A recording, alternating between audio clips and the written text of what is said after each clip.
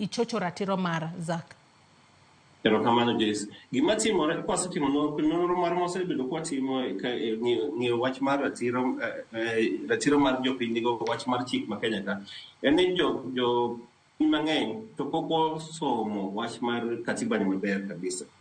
Jowa ing'eni nitie ndalo mondo nitie jok moro wacho ni gino osesom na gini ber, koro jowa notiga tiga kamano.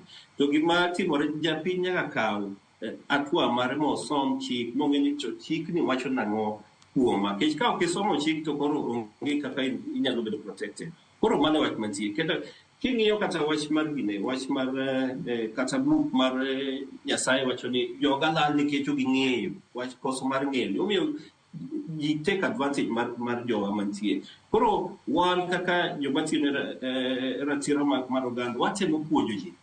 Nitie joma ber, jo civil society mang'eny madhi oko mar puonjo ji, timo self-education mondo koro ji ong'e ratiro gi. To gima kaka un be kaka jo media ang'eni timo kamano. To ji mang'eny be nyaka wuok oko, nyaka wuok oko masom chik ka ng'ato ng'e ratiro mare. Kech ka ok ng'e ratiro mare ng'ato biro to nyalo wuothe unda kama tamie ratiro mare. Koro japiny be nyaka wuok oko mondo ng'e ratiro mare. Eka koro nyalo chung'. Ka weche ng'ato biro ne dwa timo gima ok kare, to onyalo dhi oko wacho ni ok en kamano, chik wacho kama to chik na ema dwa chung'e kama.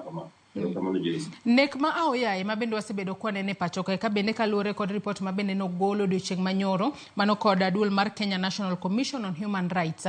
Nyaka sani giwacho ni kind dwe mano mokwongo nyaka dwe mar 6 mano ma higa ni ji maderom 22 osewito ngimagi, ka mamoko maderom 9 bende oselal apoya nono. Kata magi duto ka itimo nonro to siem duto dhi ne mana apisas mago mag piny owacho. Ang'eni magi gik ma thothne riwruoge makedo ne ratich oganda jathoro ng'iyo. E gweche ma kamagi onego bed ni sirikal time ang'o mar mondo mi ponono, onyalo bedo ni ponono en mana bad migawo mar sirikal moro ema timo magi, ponono mar lal kod ji aoyaye kata nego ji